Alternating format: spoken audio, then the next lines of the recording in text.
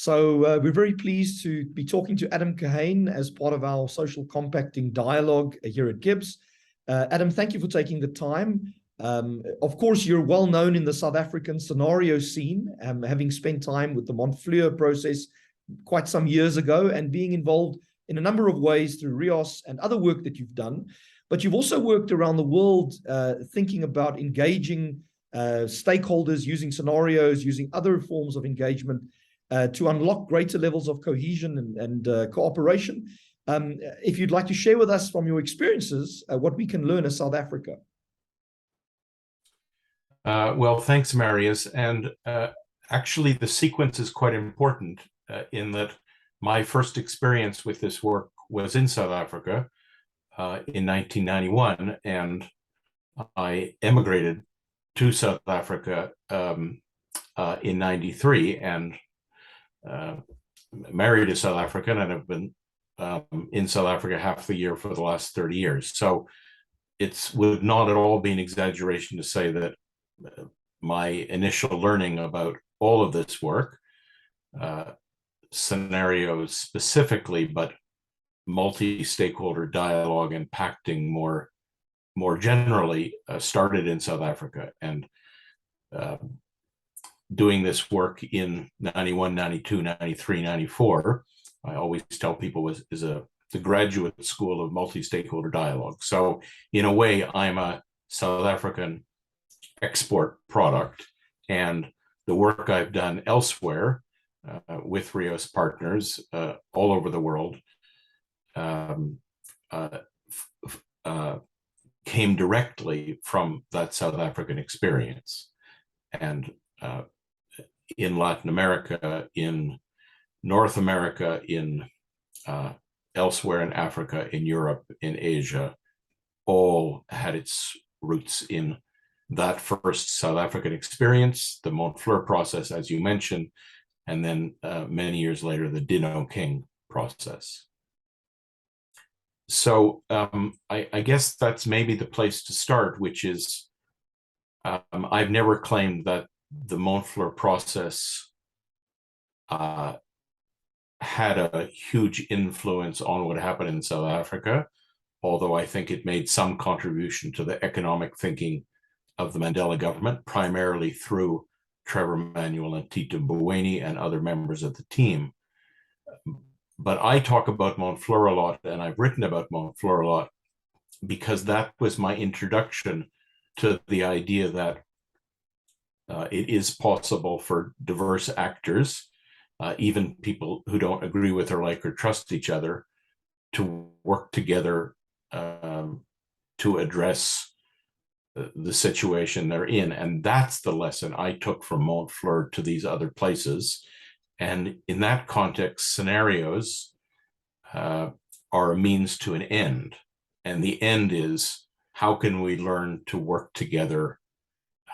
How can we employ collaboration rather than imposition as the way to make progress on our complex challenges? Adam, thank you for that. And it's wonderful to hear you make that connection to South Africa. And we're very proud of the work that not only you did, but that we as a nation were able to do, I guess, in the 90s. But the work, of course, is not yet finished. We have more conversations to be had, dialogues and compacts to develop. Maybe before we come to South Africa, which we often speak about, we're not unique in the fact that there's conflict, there's vested interest, there's misalignment between stakeholders. You've done this work around the world, engaging, sometimes in places like Latin America where there's real armed conflict or histories of armed conflict. What have you learned from those engagements?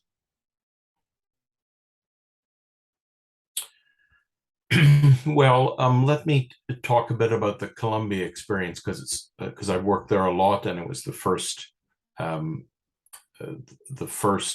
big experience I had after moving to South Africa and after the experience at Montfleur. But if I come to the conclusion at the beginning, is that I don't know of any easy or straightforward or guaranteed or permanent way of making progress on these issues. And that's frustrating or even frightening for people who are in the middle of a difficult or worse situation. But I was thinking about it in preparation for this call, and I can't think of any examples where people had a dialogue or a pact and then it was sorted. I think a more realistic way of thinking about it is we have issues, we deal with them, and then we have another set of issues and another set of issues, because differences of perspective and interests are permanent, and so there will always be conflict. And so, again, I'm giving you the conclusion before the story, but the way I think about this work now is it is about developing the capacity to work together peacefully. And I'm sure you have enough pessimism in the day already, but just to be pessimistic in a very specific way, I think this is what has been disappointing to me, or maybe that's not the right word, disillusioning for me. That's the word I'm looking for, about having lived in and had family in South Africa now for 30 years, is that it's not that there are issues or problems or even terrible ones, but that the capacity to work collaboratively to address them has really had ups and downs. And that's the part that was disillusioning, or has been disillusioning or surprising to me. So sorry to give you the conclusion before answering your question. I have worked in Colombia since 1996.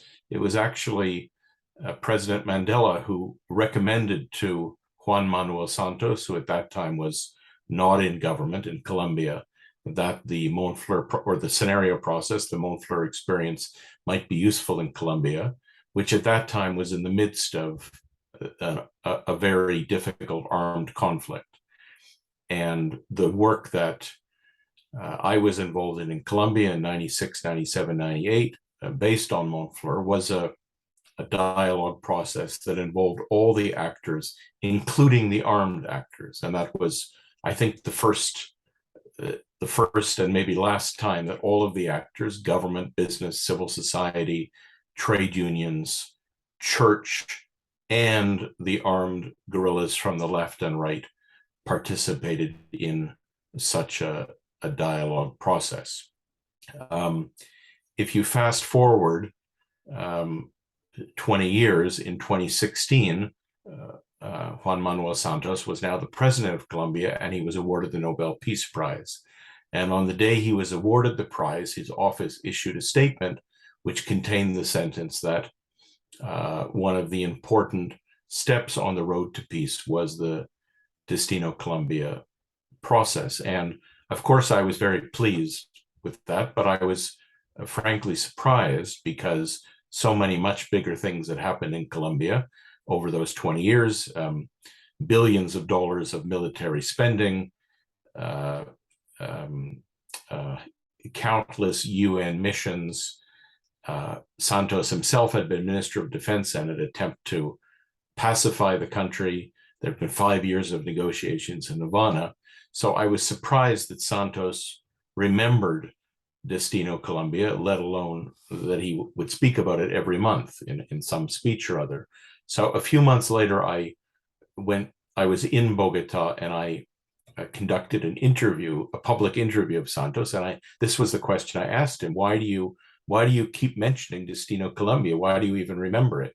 9 days of workshops or 9 days of dialogue 20 years earlier. And he had a very interesting answer, which for me is the big lesson.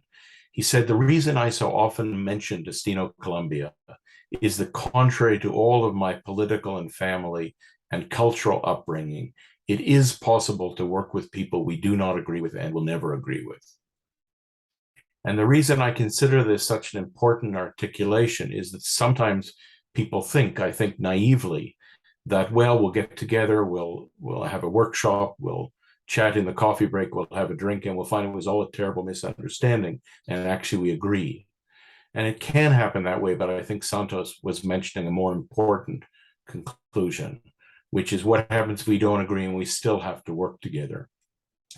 And the example he gave was very interesting. He said, when I met Chavez, the president of Venezuela, it was obvious to both of us that we would never agree. We were from opposite political tendencies, and yet we were presidents of neighboring countries, and we had stuff we had to figure out together. We had to live together. In English, the word we use for this is coexistence, but in Spanish, the word they use is convivencia, and it has a subtly different meaning because convivencia is the same word. It's used for living together like a couple living together. And that's not this, living together is not the same as existing together, at least. And so this idea that, look, we're sharing the same space, we're going to agree on some things, disagree on other things, but in a certain sense, we can't escape from each other. So how can we make it work? So this, for me, is the primary question, which is what is an approach which enables convivencia rather than either some people leaving, emigrating, getting a divorce, whatever, or one party dominating another. I know I know the seminar today is focused on the scenarios that you have built, but in this context, I think the Dino King scenarios are still instructive, because I think these three scenarios are still important, I guess, in South Africa, but certainly globally, which is the scenario of walking apart, which is just going in different directions and retreating into different lagers and being in conflict, maybe violent conflict with each other. Walking behind, which is we deal with a situation through an authoritarian solution, through top down, through pacification. And the third is walking together. So I'm interested in what's the formula or the processes that enable convivencia or walking together. Adam, that's absolutely fascinating, and thank you for sharing that. I guess two things that you've said really struck me. The one is this willingness to work with people that we don't agree with, and perhaps in a very realistic or pragmatic sense, understand that we're probably never going to agree or fully agree. But the other thing that you mentioned is 9 days of dialogue. South Africa has had many talks. We've had talks about talks, and we've had people saying we're tired of talking. Talking is not working. We need something different to talking. But yet, talking does seem to play an important role in unlocking the ability to coexist in a constructive way. What would you say to that? What is the process of compacting under conditions of ongoing disagreement? Well, let me say I'm not an expert in compacting per se. In the Latin American context or the Spanish-speaking context, the example people mention most often is something called the Pacto de Moncloa, which was a pact agreed to around the time of the arrival of democracy in Spain. And that's a constant reference point in Latin America, in that a political transition had occurring. I can't remember the chronology, and a pact was made, an agreement was made. And so, and the reason this is on my mind is I've just come off a phone call with colleagues in Colombia, and the new president, Gustavo Petro, has proposed such a pact in Colombia, where, notwithstanding the peace treaty, there remain many very difficult problems, like everywhere. And the word he uses is a binding dialogue. So I heard, when I heard this word, it caught my attention, because this isn't the way I learned about dialogue in South Africa.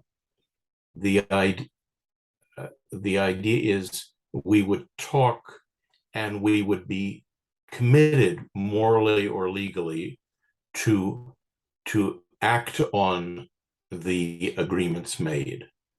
And I guess so I just want to differentiate between just chatting to see what we can agree on, and then we'll each do what we feel, what we want to do with the results, and processes which are binding in some sense.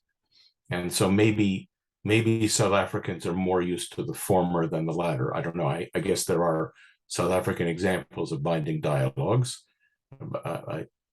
Maybe Nederland. Anyhow, I can't think of them.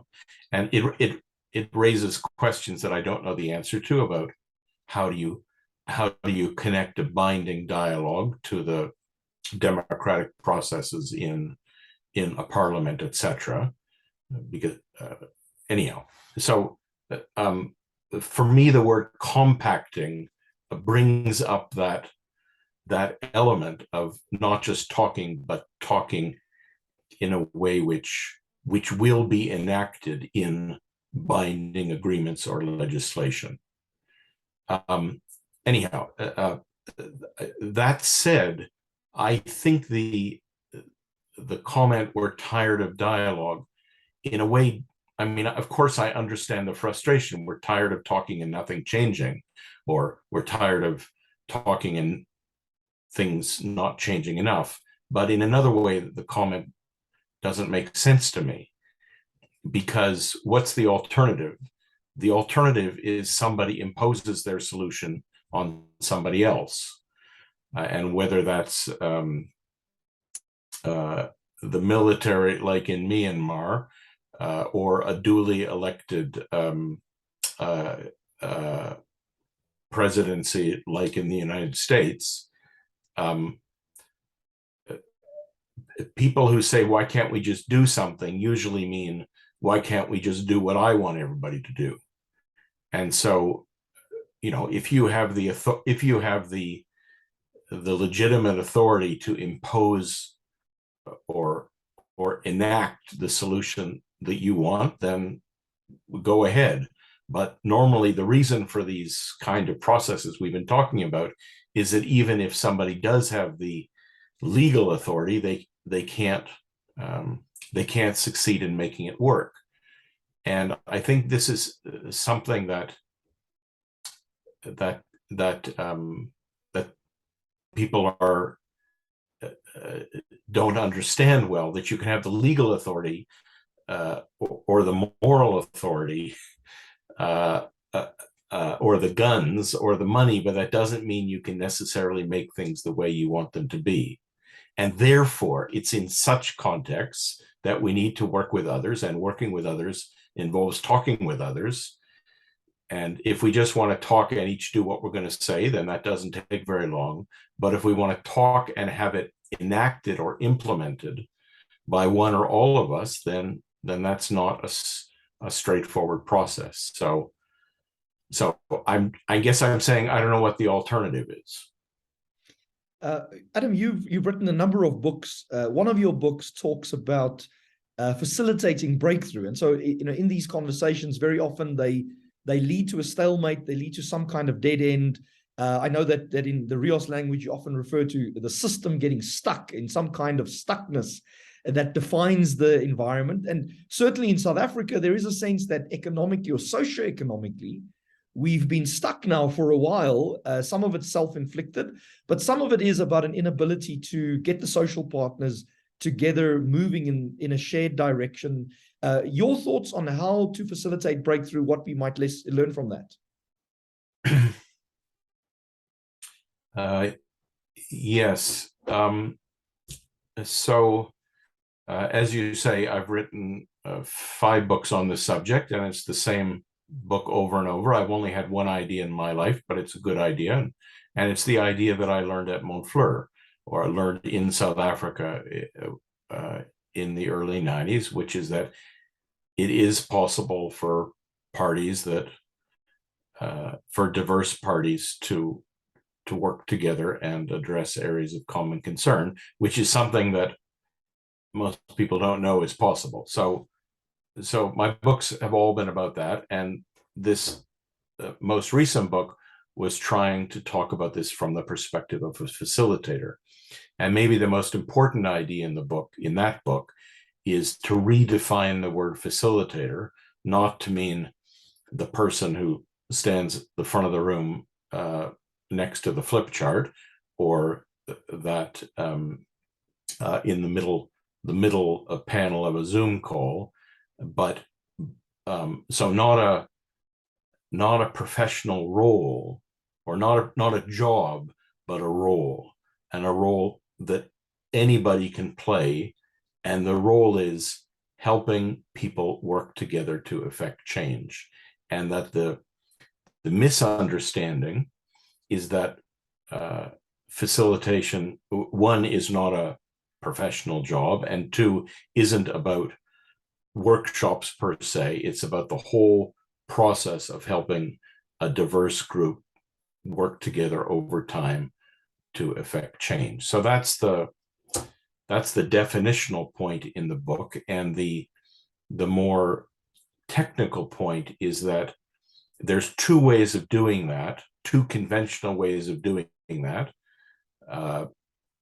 One which focuses on, let's be one team, let's agree what we're going to do, let's find a way forward together, which is the dominant way of facilitating, which I call vertical facilitation, which focuses on the unity of the group or the system.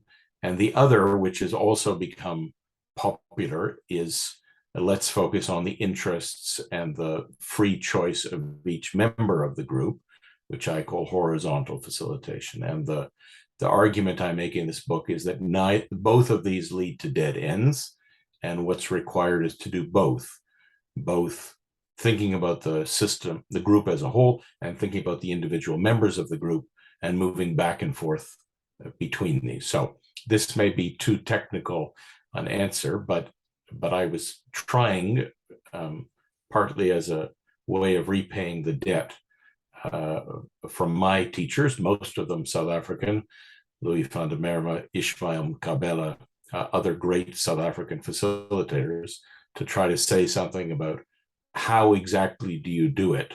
And so this book articulates a new theory and practice of this kind of facilitation. Thank you for that, Adam. And certainly I'm sure some of our participants will want to get their hands on a copy of that. Maybe one final question from me. You did mention your roots, I want to say in or through South Africa. We thinking about your vertical and horizontal facilitation, we have tried some of these things through NEDLAC in a fairly top-down, formalist, social partner dialogue format. We've tried others, through civil society, church groups, and others in community, engaging at a more local level. But let me maybe ask you the personal question. What is your hope for the South Africa that you would want to see, and the path that we may take if we did all of this right, if we had found the magic dust, the fairy dust to sprinkle on our problems and move together through these kinds of tools that you describe? What would the best case scenario of that look like in your mind? Well, I was just facilitating this last weekend in an American city, and one of the community organizers, a very remarkable man, said to me that this isn't magic, it isn't fairy dust, it doesn't involve a fix, it's miraculous in that it involves a change of heart. So the very first trip I made to South Africa, which was in early 1991, before Montfleur, somebody told me the following joke, which I suppose you've heard, which is that faced with our unbelievably difficult challenges, we have two options, a practical option and a miraculous option. The practical option is we get down on our knees and pray for somebody above us, God, the president, the CEO, whatever, to come down and fix this for us. The miraculous solution is that we continue to meet and talk and work together and find a way forward together. So I've told that joke, that South African joke, around the world several hundred times. And it rings true because this idea that somebody above us can fix this for us is lots of people hope for that. And so I guess my hope is that I don't want to say rediscover, because that would be too pessimistic, but that South Africans can breathe life into again that miraculous option, which I know we have the capacity to do because I've seen it with my own eyes, but it has been weakened in the 30 years since I first heard that joke. And so that is my hope, and I think the kind of conversations you're having today are an effort in that direction, which is why I was keen to be able to contribute even through this recording.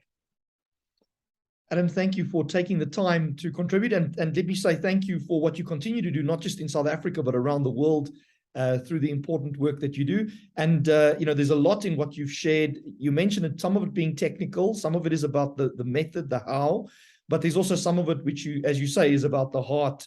And I'm really left with that one concept of a binding dialogue, and perhaps we need to start to have those binding dialogues. So thank you once again.